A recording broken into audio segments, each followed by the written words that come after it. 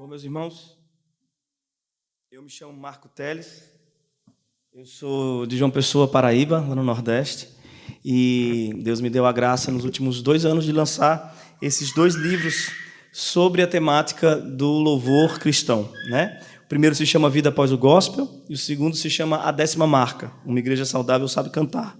E eu gostaria de apresentar para vocês o conteúdo desses 2 livros. E à medida que eu vou falando de maneira panorâmica, né, sobre todos os assuntos que eu vou abordando ao longo dos livros, eu espero que o Senhor vá dando a graça da gente, de alguma forma, reconfigurar a maneira como lidamos com esse aspecto do culto cristão que é tão importante para todos nós, não é isso? O primeiro livro que eu vou apresentar para vocês foi, obviamente, o primeiro escrito, né, o Vida Após o Gospel. O Vida Após o Gospel, enfim, aqui temos algumas informações técnicas sobre revisão ortográfica da jornalista Manuela Maria, design, registros catalográficos. Ele saiu pela Box 95, não sei se vocês conhecem, é um clube de assinaturas aqui no Brasil, bem bacana, e esse livro saiu no ano passado pela Box 95. Nós temos aqui os nomes de algumas pessoas que endossaram o livro, né? Endossos são os textos que a gente encontra nas primeiras páginas do livro, né? Textos curtos de pessoas que puderam ler e dão o seu parecer. Aqui você vai ter, por exemplo, João Alexandre, que para mim é um dos maiores músicos cristãos aqui na longa jornada da história da música cristã brasileira. Ele é muito contínuo em sua postura diante da indústria, diante da proposta musical, embora tenha vivido, né, todo o processo da ascensão do gospel a partir da década de 90 e também tenha cruzado todo esse processo até os dias de hoje. Ele nunca foi alterado em seus valores, em sua proposta. Então, ele é muito útil para a igreja e eu fico feliz em ter contado com o endosso dele no livro. Temos o Jay Bauman, que é, enfim, plantador de igrejas, ele trabalha pela Atos 29, aqui no Brasil, um missionário americano. Felipe Castelo Branco, que é o fundador e moderador do blog Cante as Escrituras, na internet. Rodrigo Bibo de Aquino, do BTcast, ele é um podcaster cristão também muito conceituado, ele também faz endosso, e meus professores de seminário, Gleides Belchior e Inácio Neto. O prefácio do livro foi feito pelo Estênio Márcios, que eu considero o maior compositor da música cristã brasileira, né, e um grande amigo, inclusive o maior incentivador para que esse material saísse, né, o Vida Após o Gospel. A gente conversou bastante sobre essas inquietações que temos com relação à indústria fonográfica cristã, e ele me motivou muito a tornar isso tudo em livro.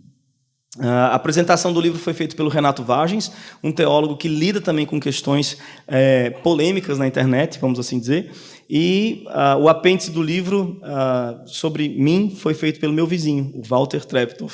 Ele fala sobre mim. Ele tem um nome bonito, parece um grande teólogo, mas ele só é meu vizinho mesmo, e eu acho que é a pessoa mais indicada para falar sobre mim. Vamos lá. O livro é dividido em 4 partes. A parte 1 do livro, e essas 4 partes você pode identificá-las, inclusive, pela lateral do livro, porque tem um traçado negro aqui, né? Uma página preta que divide as partes do livro.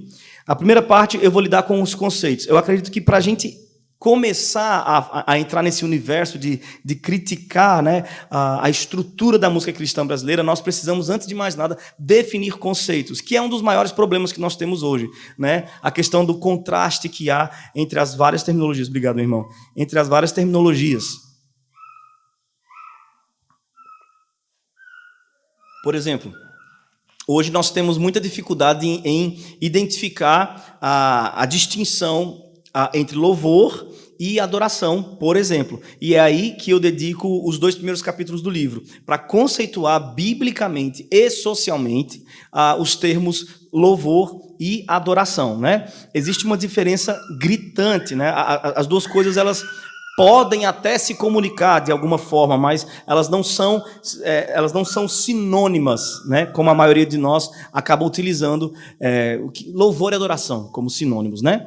Alguns, inclusive, acham dizem, né? E eu já ouvi isso com alguma frequência, que louvor seria música agitada, adoração seria música lenta, né? Não à toa, nós temos esse movimento recente do worship, né, que é uma palavra em inglês para adoração, e o movimento worship nada mais é do que do que denominar uma estética musical bem lenta, né, de adoração, chamar aquilo de adoração, né? E isso é o principal problema do movimento worship, é chamar música de adoração, né? E aí agora eu quero aproveitar para ampliar um pouquinho esse capítulo 2 e falar sobre adoração rapidamente, pelo menos abordar um texto dos que eu abordo no livro, né? Vocês saberiam me dizer qual que é o primeiro texto das Escrituras que falam sobre adoração? É importante a gente visitá-lo para que a gente reconceitie-o, para que a gente identifique aí, né, o distanciamento que vivemos do termo. A primeira vez que a palavra adoração vai aparecer nas Escrituras é em Gênesis capítulo 22, que é quando Deus chama Abraão, o coloca à prova e diz: Abraão, toma agora o teu filho, teu único filho, Isaque, a quem amas, e vai-te à terra de Moriá, e oferece-o ali em holocausto sobre uma das rochas que eu te mostrarei. E aí o texto vai dizer que, levantando-se de manhã, Abraão tomou seu filho, preparou as coisas para o sacrifício, chamou alguns de seus servos e seguiu para obedecer a Deus. Quando ele chega ali nos pés do Monte Moriá, ele olha para os seus servos e diz: fiquem aqui, eu e o moço iremos até lá, e havendo adorado, tornaremos a vós. Essa aqui é a primeira vez que a palavra adoração vai aparecer nas Escrituras, e ela vai aparecer em um contexto bem atípico daquele contexto que estamos acostumados no nosso período a usar o termo adoração, né? Vai aparecer num ambiente outro, bem outro. No alto daquela montanha, no Moriá, Abraão não estava indo cantar. Ele não tinha disposição emocional para cantarolar nenhuma cantiga de sua região. Duvido muito que ele estivesse disposto a sequer bater palma, a assobiar, que fosse. No alto daquela montanha não tinha instrumentos musicais, tinha uma pedra fria. No alto daquela montanha não tinha um grupo de música glamuroso. No alto daquela montanha tinha um pai quebrado, com seu coração esfarelado, disposto a ir até as últimas consequências para obedecer à vontade de Deus. E ele chama essa cena, que nós poderíamos dar alguns nomes para essa cena do Monte Moriá. O que Abraão foi fazer ali? Vamos tentar dar alguns nomes para isso. Ele foi matar. Que a gente fala sacrificar, sacrificar também, uma segunda palavra. Tentando apagar um pouco o eufemismo teológico, era matar mesmo, né? O que mais ele estava indo fazer ali no alto daquele monte? Ele estava indo sofrer, ele estava indo sangrar, ele estava indo amputar a alma, ele estava indo perder, ele estava indo chorar, ele estava indo obedecer. Eis algumas palavras que nós poderíamos usar para descrever o que ele estava indo fazer. Mas a que ele escolheu usar foi adorar. Eu vou ali adorar. Hoje nós chamamos a nossa música de adoração. Abraão chamou seu sacrifício. Abraão chamou a sua perda de adoração. Nós chamamos o nosso ganho. Porque vir aqui na frente cantar, para as pessoas ouvirem, isso é um ganho. Existe ganho nisso. As pessoas vão te seguir no Instagram. As pessoas vão te elogiar. Você vai ter prestígio. E a gente chama esse prestígio, esse glamour, essa atuação social, né, de adoração. E Abraão chama a sua perda. Ali não havia glamour algum de adoração. Sabe, um verdadeiro adorador, quando chega no último dia da sua vida e olha para trás, prestes, ali no limiar, prestes a fechar os seus olhos nessa existência terrena e abri-los na eternidade perene. Um verdadeiro adorador, quando está prestes a cruzar este limiar e olha para trás para fazer uma revisão da sua jornada, o que ele vê não é o número de palcos que ele cantou, o número de canções que ele gravou, o número de seguidores que ele adquiriu, o número de cópias que ele vendeu. Um verdadeiro adorador, quando chega no último instante da sua vida e olha para trás, o que ele vê é o número de altares nos quais ele teve que sacrificar a sua vontade vez após vez, para que a vontade de Deus fosse estabelecida. O rastro de um adorador não é de glamour e brilho, mas é de sangue. e perda. E a partir dessa compreensão, em Gênesis 22, nós vamos puxar uma linha até o dia do poço, quando foi necessário a Cristo que cruzasse a Samaria. E ali, junto à fonte de Jacó, enquanto recostava-se para descansar e os seus discípulos iam buscar alimento na cidade, uma moça chegou. A mulher samaritana chegou. Uma moça sem nome, mas com uma grande bagagem de histórias que lhe precediam. E ali nesse encontro do poço, Jesus vai falar com ela sobre a verdadeira adoração e os verdadeiros adoradores. No livro eu vou abordar tudo isso. Outras terminologias que pertencem à parte 1 do livro, que está aí no capítulo 3, e que eu acho também interessante que a gente conceitue, que a gente destaque, crie contrastes, é, por exemplo, a terminologia do que é música, do que é hino, porque tem esse problema na igreja, né? A gente chama música o que está lá fora, e quando a música vem aqui para dentro, a gente batiza ela, né? Por aspersão, obviamente, porque somos presbiterianos, e a gente chama ela de hino, né? A gente olha para os músicos lá fora, a gente chama eles de músicos, mas aqui dentro a gente, né, aspersão neles também, dá uma espirradinha de água, e o quê? Levita, né? A gente já coloca uma nova insígnia, né? Os músicos, eles quase não gostam, né, de se orgulhar por seus talentos e suas habilidades, eles quase não gostam de se vangloriar diante da sociedade, e aí a gente ainda ajuda eles e coloca uma nova insígnia. Vocês não são apenas músicos, vocês são levitas, aleluia, né? Então, eu vou lidar com esses conceitos também, identificando aí quais são os limites aí para cada um desses termos. Essa é a primeira parte do Vida Após o Gospel.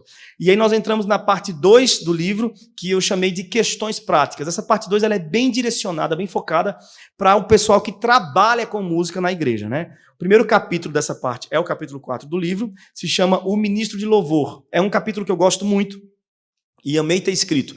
A ideia do capítulo 4 é construir uma ideia, um desenho, né, da face do ministro de louvor, né, tentar identificar aqui quais seriam as características de um ministro de louvor adequado para o culto cristão, né, alguém que sirva a igreja de forma adequada. E eu faço essa investigação das características do ministro de louvor a partir daquele texto de Samuel, onde Saul está sendo atormentado por espíritos malignos, advindos da parte de Deus, e um dos servos dá a ideia para ele: quem sabe se a gente chamar alguém para tocar um instrumento aí, você dá uma melhorada. E ele falou: boa ideia, vocês conhecem alguém? Aí um dos caras falou assim: eu conheço um filho de Jessé, o belemita, que sabe tocar, é valente e vigoroso, homem de guerra, sisudo em palavras, de gentil presença, e o Senhor é com ele. São 6 características que esse servo de Saul oferece acerca de Davi, que recheiam seu currículo vitae, né? E que garantem para ele aí a vaga de musicoterapeuta do palácio. E aí, a partir dessas 6 características de Davi, eu faço um aproveitamento, eu tento construir uma espécie de reflexão de como é que podemos aproveitar cada uma delas na hora de buscar os nossos músicos da igreja, né? E existem características que a gente identifica facilmente como aproveitá-las, né? Sabe tocar. A primeira característica acerca de Davi. É fácil a gente fazer uma associação daquele período com o nosso.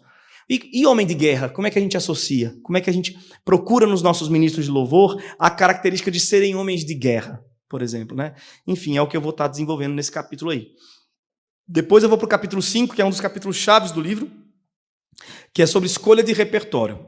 Óbvio, se o livro vai trazer essa ideia de que o mercado gospel ele está de forma generalizada, não em sua totalidade, mas de forma geral, ele está corrompido, né, e ele tem prejudicado o bom funcionamento da igreja local.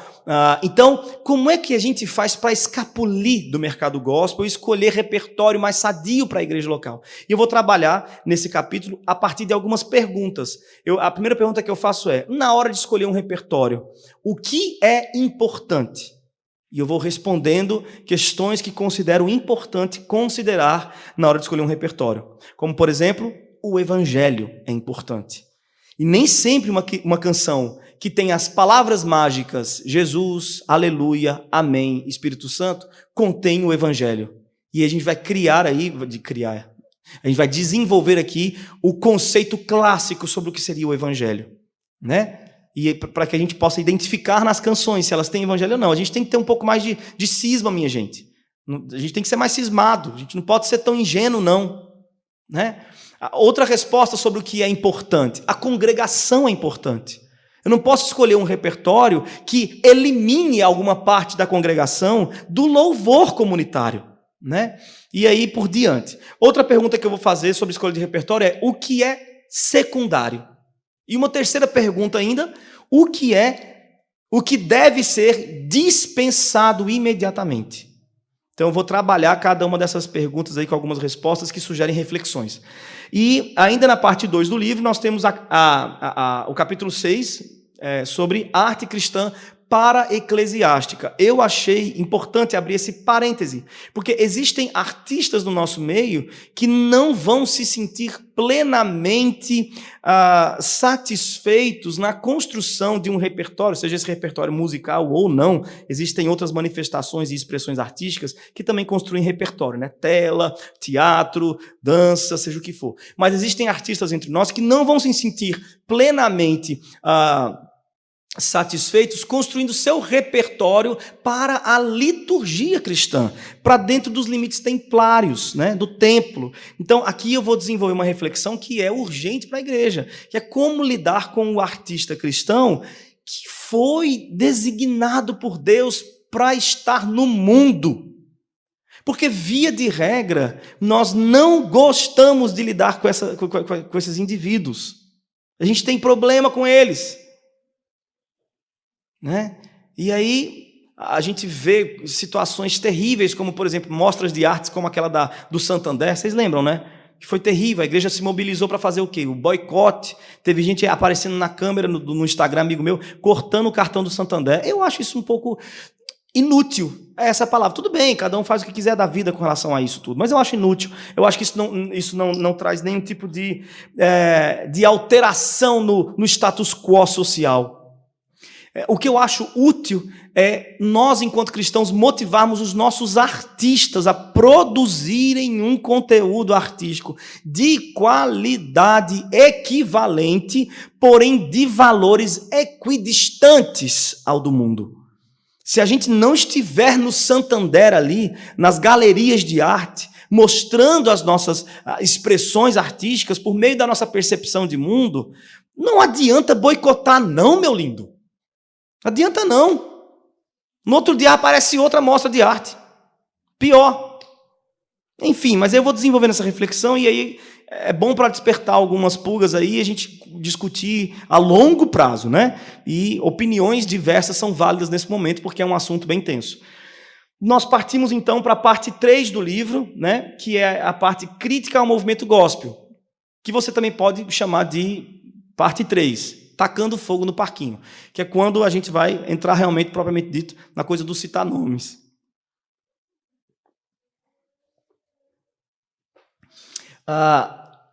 Eu abro essa parte 3 com o capítulo 7, um breve relato histórico da música cristã brasileira dos últimos anos. Esse é o nome completo do título desse capítulo. E eu vou fazer um traçado histórico, é o maior capítulo do livro, um traçado histórico desde os primeiros compositores cristãos brasileiros, né, que começaram a trazer uma expressão de louvor tupiniquim para a igreja da nossa nação. Por quê? Isso aqui quando? Né? Década de 60, ali, final da década de 60, começo da década de 70. Por quê? Porque antes disso, a gente cantava traduções dos hinos ingleses, né? Ou traduções dos corinhos americanos. Veja como a vida é um ciclo, né? Voltamos para esse ponto. E agora a gente está de novo nesse período de traduções, né? Onde a tradução parece tomar conta do repertório cristão, né? Enfim, da igreja. E aí eu vou puxar desde a década de 60, no surgimento do VPC, Janire, Sérgio Pimenta, enfim, Jairinho, e aí eu vou puxando Grupo Elo, Grupo Logos, Milad, e vou fazendo todo o traçado histórico, entrando ali na década de 90, no surgimento das comunidades, Koinonia, enfim... e Life, do Asaf Borba. Vou andando mais para frente, o amplo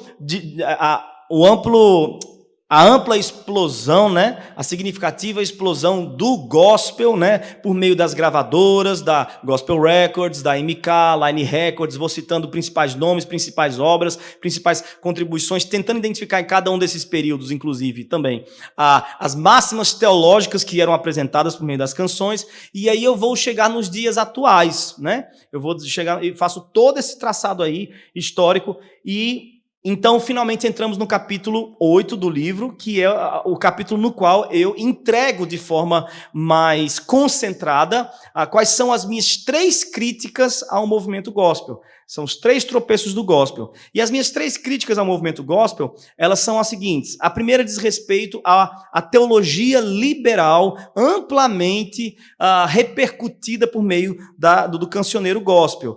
Talvez vocês nem tenham muita compreensão sobre teologia liberal, enfim, é uma questão mais acadêmica mesmo, né? Talvez até os próprios compositores do gospel não saibam muito bem o que é teologia liberal e não fazem isso de forma consciente, mas o que eles fazem é um reflexo dessa teologia pós-iluminista, né? Que visava, né, uma tentativa meio frustrada de responder ao racionalismo e ao criticismo pós-século XVIII, sobretudo no século XIX ali.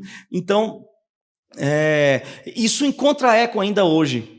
Né? Essa coisa da autonomia do homem diante da hipótese operacional chamada Deus, né? Que os filósofos trouxeram, os teólogos liberais tentaram harmonizar e encontrar guarida para isso, né? Abrigar isso nas escrituras. Aí você pensa, que absurdo, como assim a autonomia humana, né? Como assim a maioridade do ser humano diante de Deus, não contar mais com Deus? Que coisa absurda, quem jamais cantaria sobre isso? Nós. Por exemplo, teve uma música que varreu o Brasil nos últimos anos, né? Então eu direi, oh, oh, abra-se o mar, e eu passarei pulando e dançando em tua presença. Essa música é um eco. Ela acabou de dizer em uma estrofe desse tamanho tudo que eu falei aqui. Eu direi, abra-se o mar, e eu passarei. Quem é você diante do mar e da turbulência da existência? Essa música faz referência a um episódio do Antigo Testamento que é de Moisés, no qual Moisés não disse para o mar se abrir, porque Moisés não tem esse poder. Moisés fez o que qualquer homem consciente de sua limitação faria. Ele correu para Deus. E ele pediu auxílio a Deus. E Deus o disse, vai lá e toque com a vara no mar. Moisés não sabia o que ia acontecer.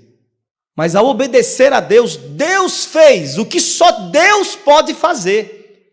Deus abriu um caminho no meio do mar. E essa história é sobre o poder de Deus. E não sobre a atitude motivacional de Moisés. Não sobre as qualidades espirituais de Moisés. Mas sobre Deus e a sua providência no meio do seu povo. Agora na versão, né, pós-contemporânea desse episódio, não é mais Deus que faz alguma coisa, mas é o homem que mostra para Deus que cresceu, que está em sua maioridade, em sua autonomia espiritual. Meus irmãos, vamos falar a verdade. Todas as vezes que o mar se pôs diante de nós e a gente tentou abri-lo, diga aí o que foi? Capote! Ou não foi? Todas as vezes que o mar das tribulações bateram na nossa porta e a gente foi dar uma de Moisés, capote. Porque a gente não pode. De mar eu entendo, eu sou do Nordeste. Eu entendo que eu não entendo nada. É isso que eu entendo do mar. Que foi mais ou menos o que Pedro entendeu depois que Cristo chegou. Enfim, deixa isso. Eu fico abrindo muito parênteses, gente. Eu acho que talvez eu tenha uma mente um pouco hiperativa. Então, é isso. Teologia liberal sendo ecoada nas nossas canções, e a primeira crítica é sobre isso. A segunda crítica é com relação ao eco que o cancioneiro gospel faz da teologia triunfalista. E quanto a isso, penso eu que nós estamos um pouco mais habituados a criticar e a ouvir críticas, né? Além disso, nós temos também uma terceira crítica, que é a crítica ao modus operandi frenético do mercado gospel, né? A questão da valorização da indústria, do objeto industrial e não do objeto orgânico artesanal, né? Enfim, é isso que eu vou tratar. Nós vamos partir para um capítulo 9 de encerramento desse momento crítico do livro, né? E nós vamos para a parte 4 do livro, que é a final, considerações finais, da qual eu elaboro 2 capítulos. O capítulo 10, Somos Mendigos, essa é a verdade. Eu vou buscar em Lutero um exemplo para a atuação cristã dentro da música nos dias de hoje, né? É todo um capítulo dedicado a Lutero, capítulo 10. E o capítulo 11 é um capítulo de lista, é uma lista que eu faço para contribuir com vocês, leitores, né, com cada um dos que vão ler o livro, oferecendo aí 32 nomes de artistas cristãos que eu vou considerar pós-gospel, que tem valores outros, né, desses apresentados pelo repertório majoritário do gospel. Enfim, são 32 nomes bem bacanas que vocês vão gostar de conhecer. Esse é o Vida Após o Gospel. O outro livro é um pouco mais prático de se explicar e de se entender. Chama 10ª Marca, Uma Igreja Saudável Sabe Cantar. E foi lançado esse ano. Na verdade, estou nessa semana começando as minhas palestras sobre esse livro, por onde tenho passado. Então, estou muito feliz de poder falar sobre ele. A 10ª Marca, o prefácio do livro foi feito pelo Guilherme Andrade, do Projeto Sola, um querido amigo que tem, enfim, dividido essas questões comigo nos últimos tempos, e a gente tem conversado muito sobre isso, dentre outros que também partilham, a partir da fé reformada, as mesmas indignações quanto à falta de produção artística dos reformados, e é aí que eu começo a falar sobre a diferença entre o Vida Após o Gospel e 10ª Marca.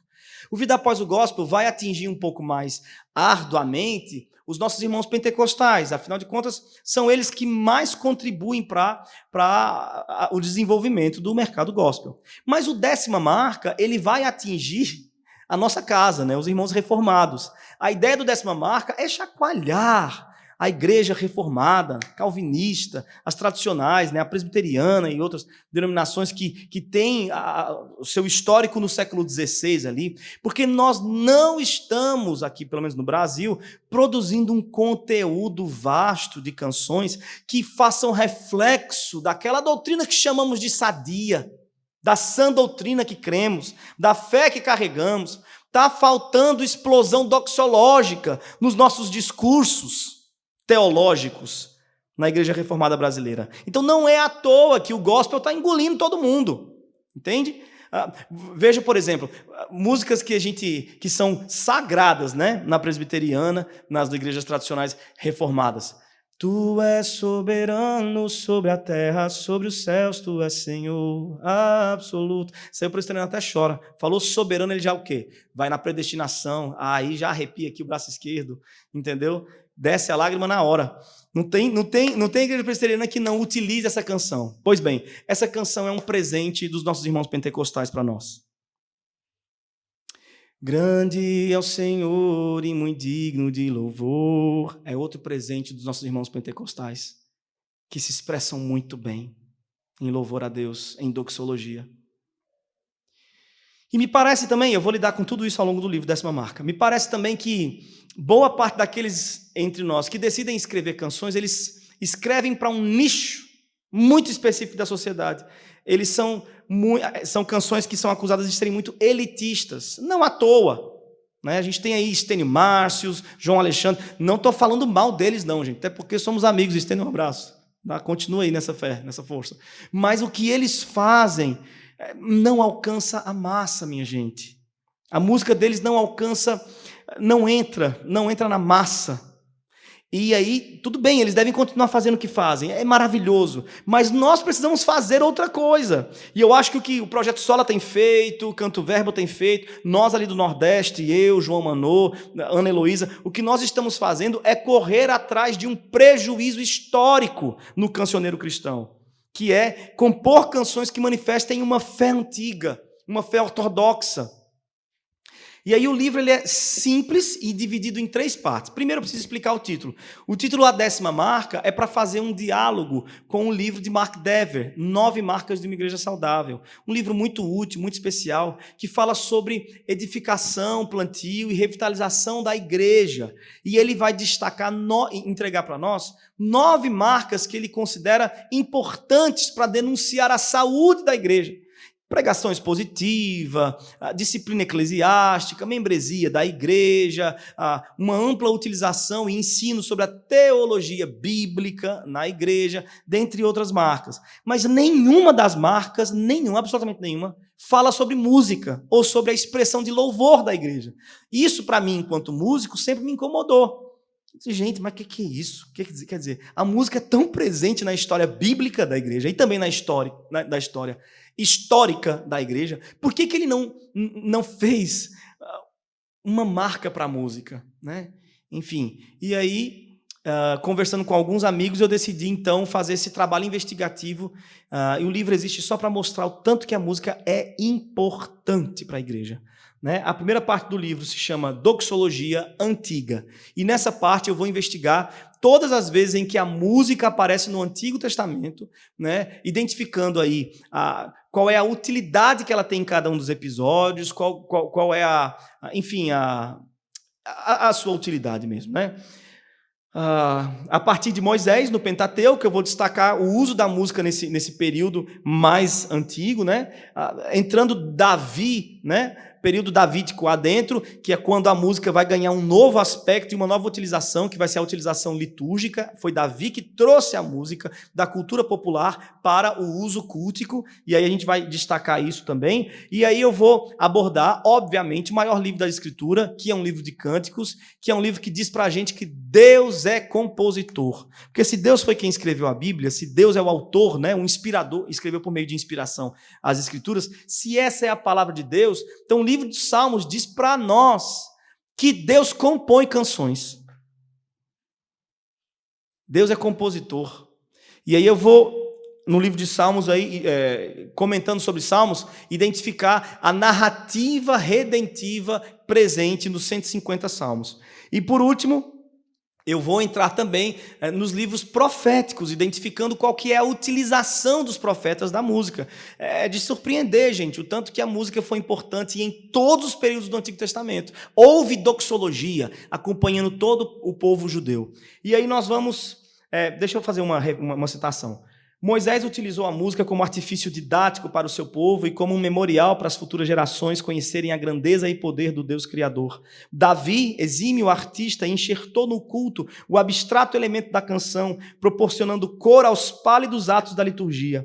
Poetas foram usados como verdadeiras penas nas mãos de Deus para comporem o maior e mais artístico livro musical das Escrituras, os Salmos. Assim, Deus contou em forma de canção o enredo da redenção. E mesmo os profetas, quem diria, fizeram uso de rimas e melodias e até do silêncio e da pausa, com impressionante harmonia, deixaram essa marca para a igreja ter como guia. Então, é uma citação do livro, dessa parte 1. Nós vamos para a parte 2 do livro, que é Doxologia Primitiva. Na parte 2 do livro, eu vou fazer o mesmo serviço de investigação, o mesmo trabalho de investigação, mas agora no Novo Testamento, tá? Então, eu vou destacar aí as canções dos evangelhos, que pertencem àquele momento do advento, né? Gloria in excelsis Deo, Nunc Dimittis, Magnificat, Benedictus, que foram canções incluídas nas liturgias das horas. Estou falando até grego aqui, parece agora, né? Para quem não estudou teologia, não falei nada com nada agora, né? Virou um blá, blá, blá do caramba. Mas no livro vocês vão entender mais ou menos o que isso significa, tá bom? Depois de comentar sobre as canções do Evangelho, eu vou, obviamente, entrar nas cartas, né? Nas cartas do Novo Testamento, e você se surpreenderia com a quantidade de canções que temos ali. Existe essa canção de Filipenses 2, 5-11, que cantei uma aqui baseada nela recentemente, agora no começo do culto. Paulo também cita canções em Romanos 11, né? E é muito específico ali, muito bonita essa canção de Romanos 11, que é aquela que vocês devem conhecer. Ó profundidade das riquezas, tanto da sabedoria quanto do conhecimento de Deus. Quem foi o seu conselheiro? Quem lhe deu primeiro para que seja restituído? Né? Porque dele, por ele, por meio dele, para ele são todas as coisas. Glória, pois, a ele eternamente. Amém. Então, essa canção de Paulo, que ele cita em Romanos, é uma canção, esse texto. Essa canção que ele cita em Romanos, ela vem depois de um longo trabalho acadêmico, com muitas, meu Deus do céu, como é que eu poderia dizer? Com muita Fugiu as palavras da cabeça, eu não trabalho muito bem de manhã, mas é muito envergado, existe muita envergadura no discurso de Paulo em Romanos. Ele lida com um dos temas mais caros da teologia, que é a salvação por meio da fé, né? E isso ele faz de forma primorosa. E depois de todo um trabalho acadêmico falando sobre esse assunto, como é que ele conclui? Ele conclui cantando e dizendo o quê? Essa profundidade de riquezas que é a mente do Senhor, eu não conheço. Depois de tudo que eu falei, você pode pensar assim: Paulo sabe demais, eu não sei de nada. Glória a Deus eternamente. Ele faz com que toda a sua perfeita teologia exploda em doxologia, que é a proposta desse livro. Nós precisamos explodir em doxologia como igreja, para denunciar a saúde da nossa teologia. Né? E aí, por último, sim, eu vou lidar também com a tríade paulina. Essa é a parte tensa do livro, é um capítulo que eu fiquei muito inseguro em colocá-lo ou não. Mesmo depois de escrever o capítulo, enviei para vários amigos, porque eu estava bem tenso. Eu vou lidar com as duas vezes em que Paulo vai instruir a igreja que cante com salmos, hinos e cânticos espirituais. E a ideia desse capítulo é bater de frente com a salmodia exclusiva, que é algo que tem ressurgido novamente na igreja presbiteriana. Alguns irmãos estão caminhando por vielas aí, puritanas, né, tentando trazer alguns resgates do puritanismo, entre eles a salmodia exclusiva. E eu vou lidar de frente com esse assunto quando eu vou construir esse capítulo da tríade paulina. E encerro Doxologia Primitiva, a parte 2 do livro, comentando as canções do Apocalipse, que Apocalipse nada mais é do que um enredo da Broadway, praticamente, de tantas canções que tem ali dentro desse livro. E isso mostra pra gente, né, aqui, que Deus colocou a marca da música da igreja desde Gênesis até a eternidade. A música é presente, costurou o caminho da igreja durante todo o período bíblico. Nós vamos então para a parte final, doxologia, do livro 10ª Marca, que é a parte 3, doxologia tradicional, que é quando eu vou fazer esse processo investigativo, não mais nas escrituras, mas ao longo da história da igreja. Então eu vou citar desde Gregório Magno, que foi um papa do século IV, inclusive Calvino mesmo disse que foi o último bom papa, e foi um papa que foi o responsável por elaborar o que nós conhecemos como canto gregoriano, né? Ele foi o cara que botou o primeiro filete de tijolo nesse muro erguido entre música sacra e música secular. O primeiro filete de tijolo foi ele que colocou. Ele quis criar um destaque entre a forma de canto litúrgica e a forma de canto com relação à estética, né? A forma de canto litúrgica e a forma de canto secular. E aí, de Gregório Magno, eu vou passar por Hildegard de Bingen, uma teóloga, mulher, alemã, que traz uma contribuição incrível, ainda na Alta Idade Média, para isso que nós vamos chamar de construção histórica da nossa identidade musical litúrgica, né? Então, Hildegard de Bingen, uma mulher muito relevante nesse assunto. Francisco de Assis também deu sua contribuição. Adam de la Halle, francês, também deu sua contribuição. E aí nós entramos no século XVI, e eu coloco uma mesa, boto um café e uma faca, caso alguém queira usar, e coloco ali Calvino, Lutero e Zwinglio. 3 que discordaram veementemente uns dos outros quanto à utilização da música. Aí eu deixo lá a faca e saio, só para ver o estrago acontecer, né? Mas a ideia é tentar ver ali qual que é a ideia de cada um dos 3 e como é que a gente pode colher dos 3 valores que nos balizem na nossa, enfim, na nossa prática de música cristã. Depois do século XVI aí, eu vou entrar então no período dos inólogos, né? E vou citá-los todos, contando suas histórias, suas principais contribuições. Isaac Watts, Charles Wesley, John Newton, Horatio Spafford, e daí já vou para os Estados Unidos e pego Fanny Crosby, a maior inóloga da história do cristianismo, né? Canções impressionantes, uma mulher cega, provavelmente um dos nomes mais importantes dessa lista aqui, cheia de homens, é o nome de uma mulher, né? Fanny Crosby. E depois da Fanny Crosby, então eu desço para a América do Sul, chego aqui em terras brasileiras e encerro o livro citando um tupiniquim, Paulo César, do Logos, que eu acho que já tem bagagem o bastante para entrar nessa lista, né? Isso tudo para nos motivar a seguir esse carretel, né? A seguir essa herança musical cristã que vem desde Gregório Magno para nós, né? Que a gente construa um repertório sadio, saudável, que denuncie, né, os valores e a teologia que tem sido pregada em nossos púlpitos. Meus irmãos, esses são os 2 livros, e eu espero que tenha contribuído para despertar. Eu poderia escolher só um capítulo e falar só sobre ele de maneira mais ampla, mas fazer isso de forma panorâmica talvez incentive-os melhor até a comprar os livros e dar prosseguimento a essa discussão entre vocês mesmos. Ali atrás eu vou estar vendendo os livros, né? O pastor permitiu que isso acontecesse. Se você quiser comprar um livro... Posso falar preço, pastor? Tá. Se você quiser comprar um livro, é R$60. Se você comprar os 2, você vai comprá-los por R$100, tá bom? E se comprar os 2, você vai ganhar... Se você comprar os 2, você vai comprar você vai ganhar um marcador de página personalizado, feito por uma amiga artesã minha. Ela fez um marcador personalizado, Uma Igreja Saudável Sabe Cantar, todo ele artesanal. Você vai ganhar se comprar os 2 livros, tá bom? Se não comprar os 2 livros, comprar só um, mas quiser comprar o marcador, é R$5, tá joia? No mais, estaria ali para qualquer tipo de conversa, de diálogo, tá? E também, para além dali, estarei nas minhas redes sociais, vocês podem se comunicar. Marco, estou lendo aqui seu livro, discordei de você, ou enfim, eu queria ampliar maior a discussão, conversar sobre isso. Estou sempre à disposição, gosto de conversar sobre tudo isso. Minha palavra não é final nem dogmática, minha palavra é só uma contribuição nesse universo que é a discussão sobre a música na igreja. Tá bom? Muito obrigado por me receberem, por me recepcionarem aqui. Muito obrigado, pastor, tá? Por abrir essa oportunidade.